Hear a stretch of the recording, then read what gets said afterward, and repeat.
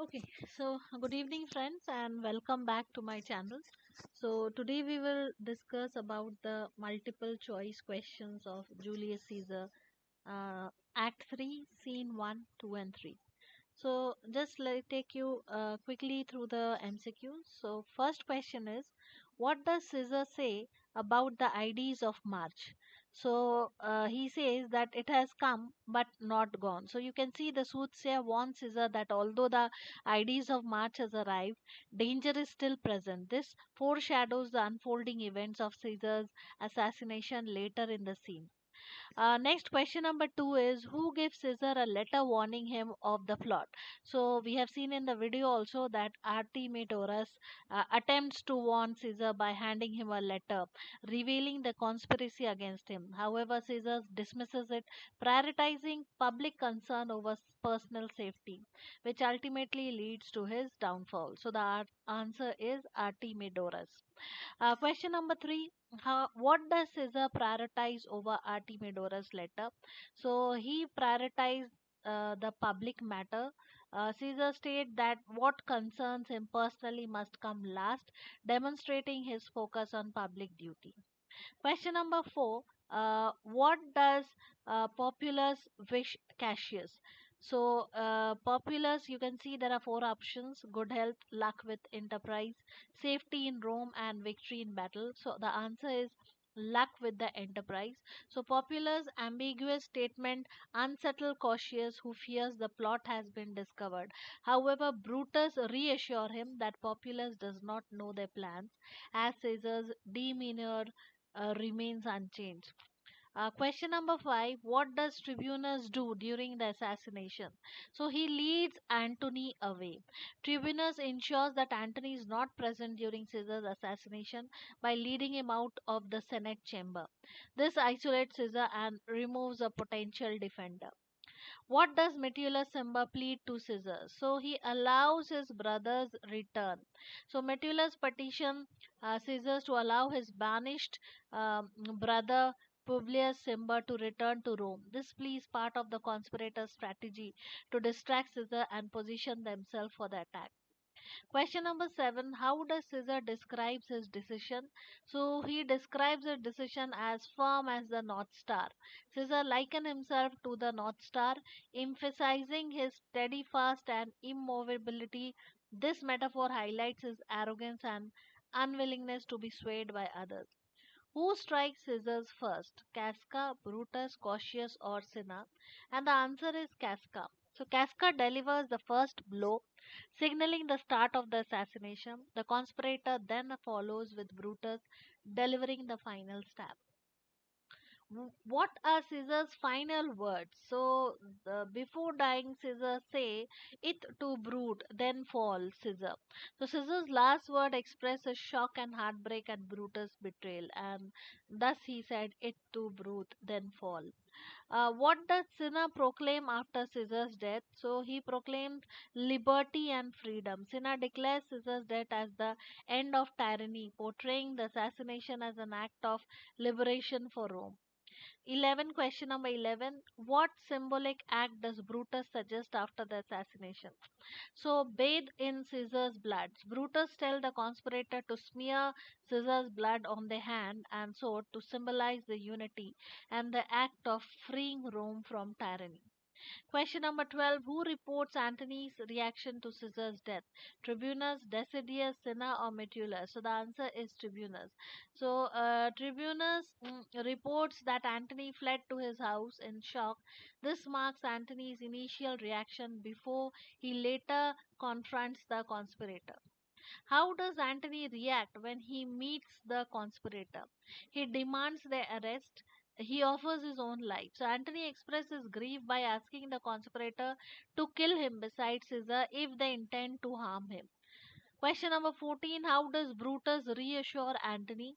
So they acted out of love for Rome. Brutus explained that the assassination was necessary for the greater good of Rome and assures Antony of his safety. Question number 13. What condition does Brutus impose on Antony's speech? So do not blame the conspirator. Brutus allows Antony to speak at Caesar's funeral but forbids him from criticizing the conspirator to prevent stirring public anger. Next question. What does Antony vow in his soliloquy? So, to avenge Caesar's death, left alone with Caesar's body, Antony swears revenge against the conspirator and predicts chaos. Next question. Uh, what does Antony predict for Rome? So, he predicts civil war and chaos. Antony foresees bloodshed and destruction, describing a future filled with violence as revenge for Caesar's death. Question number 18. Who brings news of Octavius' approach to Rome? So, Octavius' servant inform Antony that Octavius is near Rome. Question number 19. What does Antony describe Rome as? So, Antony warns Octavius' servant that Rome is unsafe following Caesar's assassination. So, it is mourning and dangerous. What does Antony plan to do? Question number 20. What does Antony plan to do with Caesar's body? So the answer is display it in the marketplace. Antony plans to present Caesar's body to the people as part of his funeral speech, aiming to stir their emotions. Next question number 21. What phrase does Antony use to foreshadow war? So, if you can see, there are four options given, and the correct answer is cry havoc and let slip the dogs of war. Antony uses this phrase to predict the chaos and violence that will follow Caesar's assassination. What does Antony say about Caesar's wound? They beg for justice. Antony personifies Caesar's wound as crying out of revenge, emphasizing the gravity of the assassination. Question number 23. How does Antony plan to use Caesar's funeral to turn the crowd against the conspirator? Or the answer is to turn the crowd against the conspirator, and Antony intends to use his funeral speech to sway the public against the conspirator and ignite rebellion. Question number 24. Who does Antony warns about the current state of Rome? So, Octavius, Antony advises Octavius to stay away from Rome temporarily, warning him of the instability after Caesar's death. Question number 25. What does Antony predict about Caesar's spirit? It will seek revenge. Antony predict that Caesar's spirit will avenge his death, bringing destruction and chaos to Rome.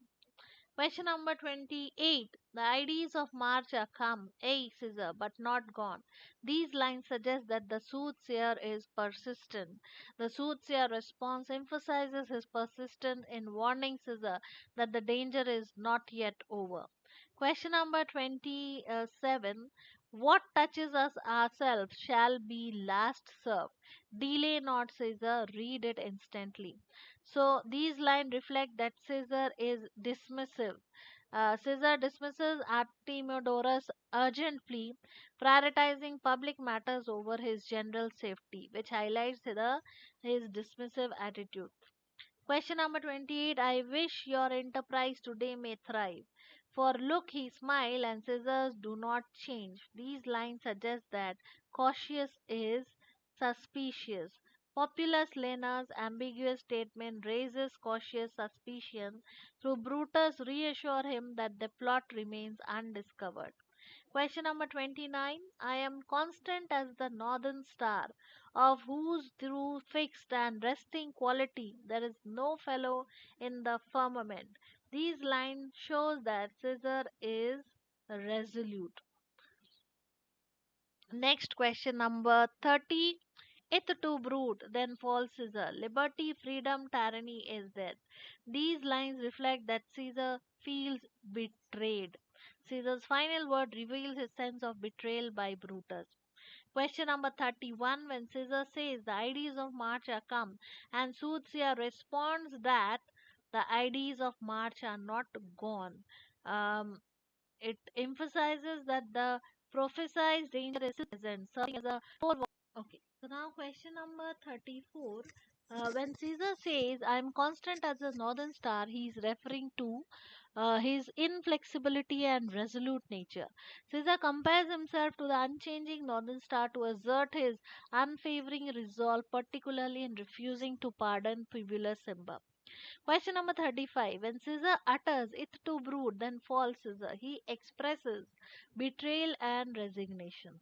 So, his words reflect his heartbreak as Brutus' betrayal and his acceptance of death as it comes from someone he deeply trusted. Question number 38. Choose the option that lists the correct sequence of events during Caesar's final moments. The question option 1. Caesar refuses to pardon Publius. The conspirator kneels before Caesar. Casca strike the first blow.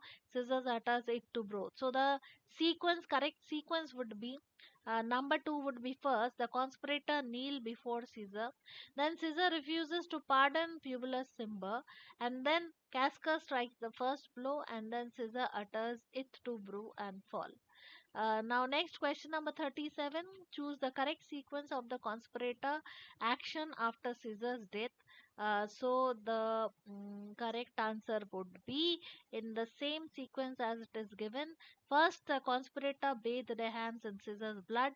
They proclaim liberty and freedom in the street, and then Brutus addresses the senator and calms them, and then they prepare to speak at the pulpit. So, this is the correct sequence. Now, next question number 38. Choose the option that lists the sequence of Brutus' instructions to Antony. So, the sequence are as follow. The correct sequence: Antony must not blame the conspirator. Antony can speak at Caesar's funeral. Antony must speak in the same pulpit as Brutus. Antony must highlight Caesar's greatness. Now, question number 39. Choose the sequence of Antony's action after the conspirators leave. So, the correct sequence are: Antony mourns Caesar and apologizes to his body. Then Antony vows revenge for Caesar's death. Then Antony predicts civil strife in Rome. And then Antony sends a message to Octavius. Question number 48. Choose the correct options in the correct sequence, and the correct sequence is as follow. The soothsayer reminds Caesar of the IDs of March. Artemidorus asks Caesar to read his letter. Decides loves Caesar to the Senate with flattery, and Populus Lena wishes the conspirator luck. Now, question number 41. There are two statements. You have to say which statement is correct and which is false. The first statement is: the soothsayer warns Caesar that the IDs of March are not gone. So this is a correct statement. And statement number 2: Caesar dismisses the warning and proceed to the capital. So question option 2 is also correct, but they are not dependent. They are independent of each other. So option D is correct. 1 and 2 are independent of each other. Question number 42. Select the option that shows the correct relationship. Statement 1 state: Populus Lena wishes Cautius good fortune in his enterprise. Statement 2: Cautius fear that their conspiracy has been discovered. So the answer would be number C, where 1 is the cause of 2. So Populus' ambiguous statement raises Cautius suspicious, causing him to believe their plot has been exposed. Question number 43. Select the option that shows the correct relationship between statement 1 and 2. Statement 1 states Caesar declares he is as constant as northern star, and statement 2 says Caesar refuses to pardon Publius Simba. So the correct answer is C, which is 1 is the cause of C. So you can see Caesar uses the metaphor of the northern star to emphasize his firmness and refusal to change his decision about Publius Simba banishment. Question number 44. Select the option that shows the correct relationship between statement 1 and 2. Statement 1 state Casca strikes Caesar first, followed by many other conspirators. And statement 2 state Caesar falls after uttering the words "it to brew." So the correct answer is C. 1 is the cause for 2. So Casca first strike begins the assassination, and Caesar succumbs to the combined attack after realizing Brutus' betrayal. Question number 45. Select the option that shows the correct relationship. Statement 1 state Antony requests to speak at Caesar's funeral. Statement 2 state Brutus agrees but warns Antony not to blame the conspirator.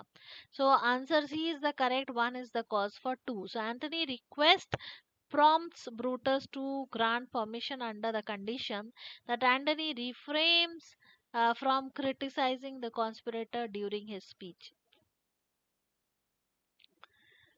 Next, you can see is scene 2 question. So, first question, that is question number 46. What do the plebeians demand at the beginning of the scene? So, they demand satisfaction. At the beginning of the scene, the plebeians demand the explanation of Caesar's assassination. They wanted to be assured that the murder was justified, reflecting their confusion and uncertainty about the event and the intention of the conspirator. Next question, what does Brutus ask Cautius to do? So he takes some plebeians to another street. Brutus instructs Cautius to address a group of plebeians in another street while he speaks to those gathered before him. The strategy allows both conspirators to explain the action in different parts of the crowd. Question number 48. What reason does Brutus give for killing Caesar? So, Caesar was ambitious. Brutus justified the assassination by claiming that Caesar ambitious threatened the freedom of Rome. He frames the act as a sacrifice to preserve the republic rather than a personal betrayal. Question number 49. What does Brutus claim about his love for Caesar? So he claims that he loved Rome more than Caesar. Next question 58, 50. How do the plebeian reacts to Brutus' speech? How Question number 50. How do the plebeians react to Brutus' speech? They call him a traitor. They support him and praise his honor.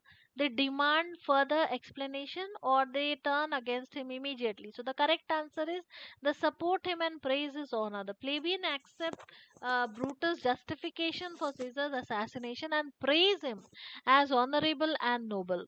Question number 51. What promise does Brutus make regarding his own life? So he will die for Rome if needed. So Brutus declares that he would willingly die for Rome if it ever demanded his sacrifice.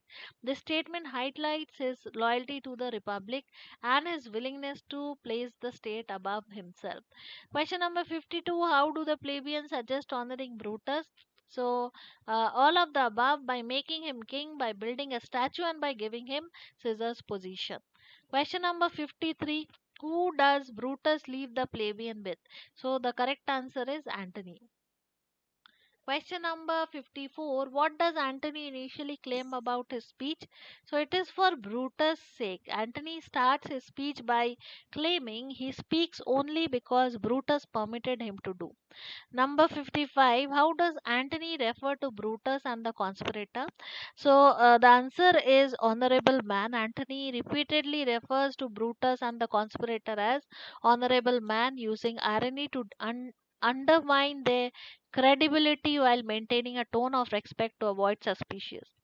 What does Antony claim about Caesar's ambition? It was true or it lacked evidence. So Antony provides examples such as Caesar refusing the crown to challenge Brutus' claim of ambition, casting doubt on the justification for Caesar's assassination. So the answer is lacked evidence.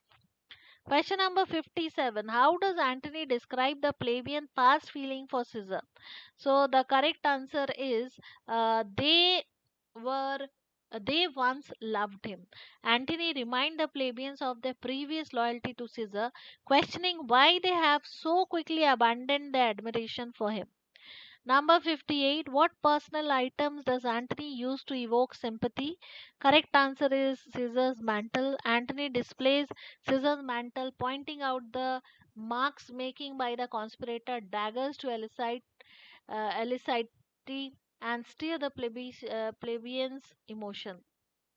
How does Antony describe Brutus' betrayal? So, the most unkindest cut of all. Antony described Brutus' betrayal as the most painful blow to Caesar, emphasizing the deep trust Caesar had in Brutus and the devastating impact of his treachery. What does Antony claim about Caesar's will?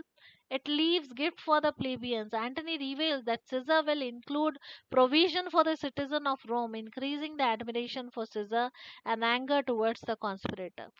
How do the plebeian react to Caesar's will? It. They demand it to be read. So, question number 61. So, this is the correct answer.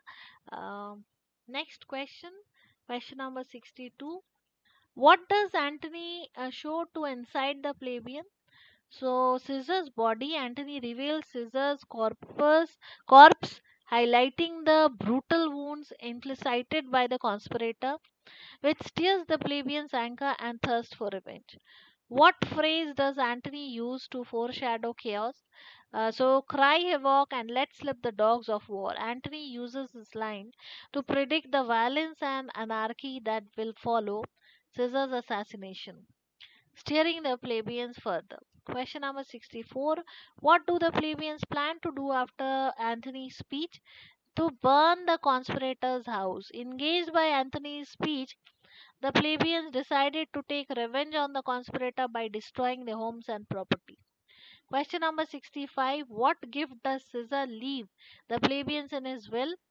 Money and property. Caesar leaves 75 drachmas and his private garden to the citizen of Rome, showcasing his care for the people and increasing their loyalty to him. Question number 66. What does Antony say about his own oratory skill?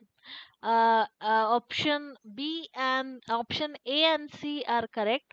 He is a plain, blunt man and he has no power to persuade. So, Antony humbly describes himself as a plain speaker to appear sincere, contrasting his style with Brutus and subtly manipulating the plebeians.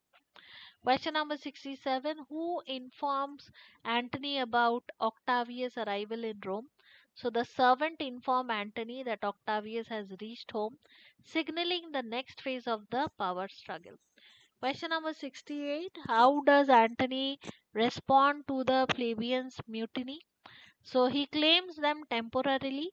Antony temporarily pacifies the plebeians, showing his ability to manipulate emotions and maintain control over the situation. What does Antony reveal about Brutus and Cautious action? So they fled Rome. Antony learns that Brutus and Cautious fled the city, fearing the consequence of the plebeians' rising anger. Question number 70. What does Antony predict about the aftermath of his speech? Uh, Mischief is afoot. Antony acknowledged that his speech has incited chaos, signaling the beginning of rebellion and the downfall of the conspirator. Question number 71. Not that I love Caesar less, but that I love Rome more. So, this line shows that Brutus is patriotic. Question number 72. Who is here so base that would be a bondman? If any speak for him, have I offended? These lines reflect that Brutus is persuasive. Brutus uses rhetorical question to persuade the plebeians that his actions were just, framing the assassination as a necessary act for his freedom. Question number 73. Friends, Romans, countrymen, lend me your ears. Antony's opening line suggests he is respectful. Antony begins his speech with a respectful tone, addressing the crowd in a manner that invites them to listen and consider his words thoughtfully. Question number 74. This was the most unkindest cut of all. Antony refers to Brutus' betrayal as the deepest betrayal. Antony highlights that Brutus' betrayal was the most painful for Caesar as it came from someone he deeply trusted. Here is the will, and under Caesar's seal. Antony's statement indicates that Caesar's will is generous. He uses the will to reveal Caesar's generosity towards the people, inciting the emotions and turning them against the conspirator. Question number 76. This was the most unkindest cut of all. Antony is referring to Brutus' betrayal of Caesar. Question number 77. Not that I love Caesar less, but that I love Rome more. Brutus is justifying his action by emphasizing his patriotism. Next question number 78. When Brutus says, not that I love Caesar less, but that I love Rome more, he is patriotic. Question number 79. When Brutus say, had you rather Caesar were living and die all slave than the Caesar were dead to live all freemen, he is appealing to the crowd sense of freedom. Question number 80. When Antony says, friends, Romans, countrymen, lend me your ears, he is requesting their attention. Antony opens his speech with a respectful request to gain the attention of the plebeians, preparing them to hear his argument about Caesar's death. When Antony says this was the most unkindest cut of all, he is referring to Brutus' betrayal. Question number 82. When Antony says here is the will and under Caesar's seal, he is highlighting Caesar's generosity. Antony uses Caesar's will to reveal his kindness and generosity towards the Roman people, provoking the plebeians' anger against the conspirator. Question number 83. Choose the option that lists the sequence of events. So the correct sequence would be 1. Brutus declares he loved Rome more than Caesar. Then Brutus explains Caesar's ambition as the reason for his death. Then Brutus asks if anyone feels offended by his action. And then the fourth one, the plebeians support Brutus and cheer for him. Question number 84. Choose the correct sequence of the plebeians' reaction after Brutus' speech.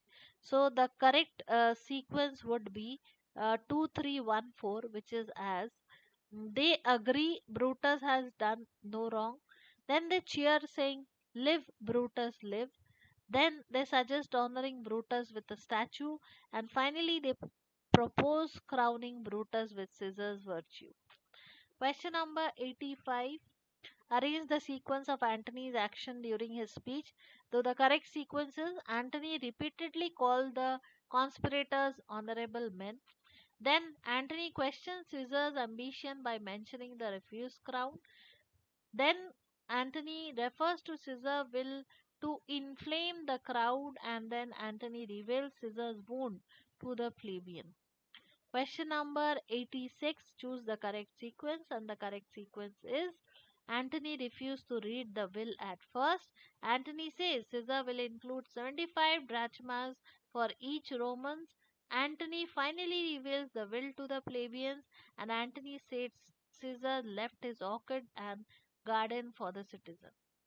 Question number 87.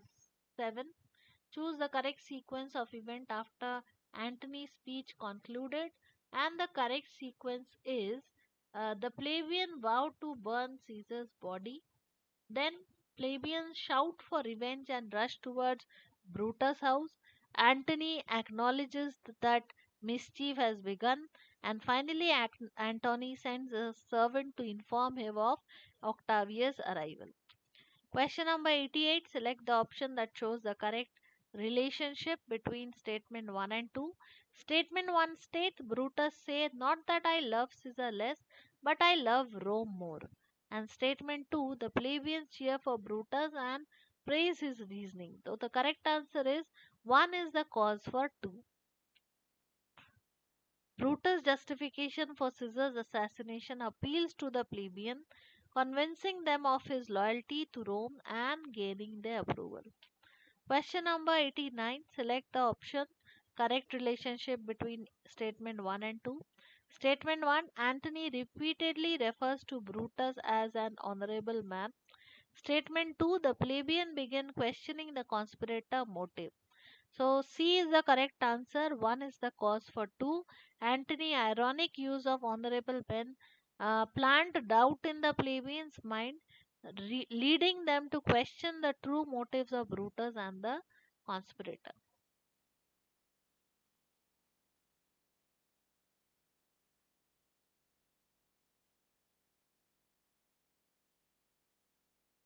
Okay, so next question, question number 90. Select the option that shows the correct relationship between statement 1 and 2. Statement 1 states Antony mentions Caesar's refusing the crown thrice during the feast of Lupercal.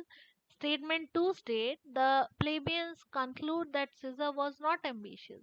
Correct answer is 1 is the cause for 2 because Antony example of Caesar rejecting the crown contradicts Brutus' claim of Caesar's ambition, persuading the plebeians to reconsider Caesar's character.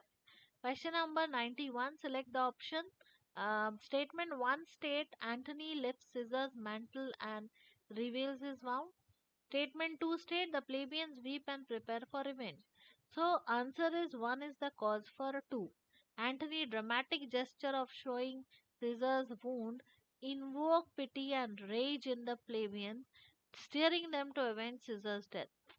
Question number 92. Select the option that shows the correct relationship. Statement 1 state Antony reads Caesar's will and reveal his generosity. Statement 2 plebeians turn against the conspirator.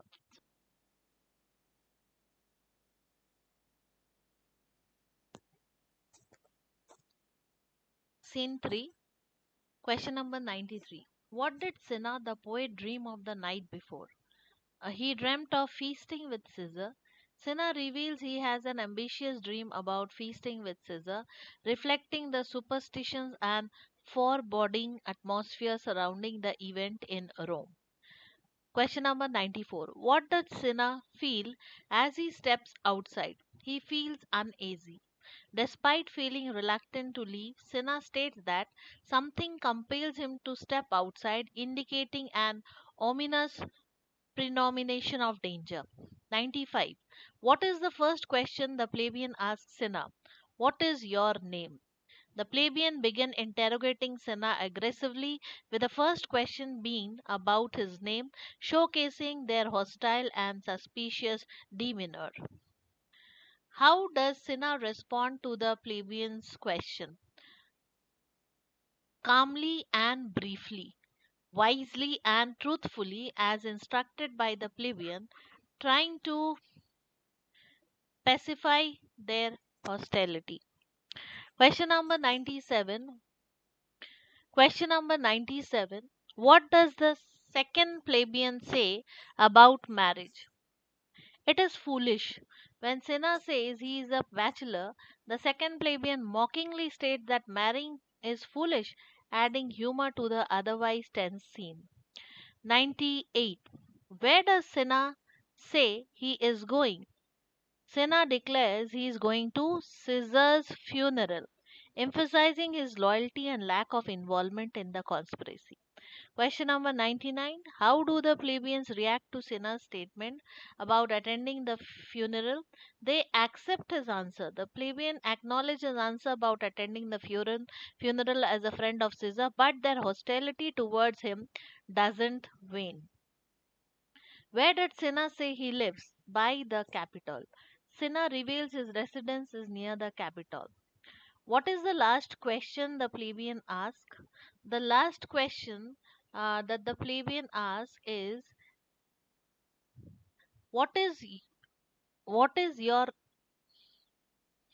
name? The plebeian demand to know Cinna's name after asking about his destination and marital status, showcasing the increasing suspicion. What happens when Cinna reveals his name? He is mistaken for a conspirator. When Cinna states his name, the plebeian confuse him with Cinna, the conspirator, and turn their hostility towards him. What did Cinna repeatedly say to the plebeians? I am Cinna the poet. Cinna tries to clarify his identity as a poet, not as a conspirator, but his plea are ignored by the enraged plebeian.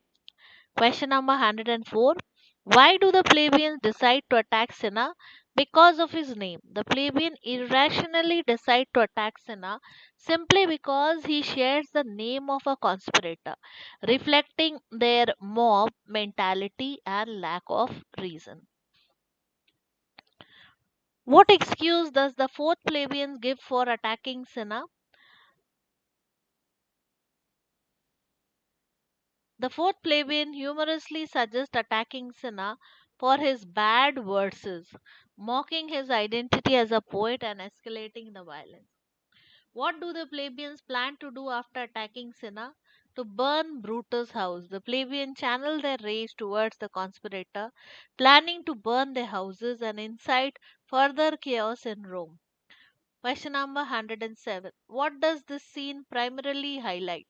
The irrationality of mob mentality. The scene demonstrates how a mob driven by anger and confusion acts irrationally and violently, disregarding facts and logic. 108. How does Cinna try to reason with the plebeians? Cinna repeatedly clarifies that he is a poet, not a conspirator, but his reasoning fails to quell the mob's fury. What does the mob symbolize in his scene? Chaos and anger. The mob represent the chaos, irrationality, and blind rage that follow Antony's funeral speech. Next question 110. What literary device is used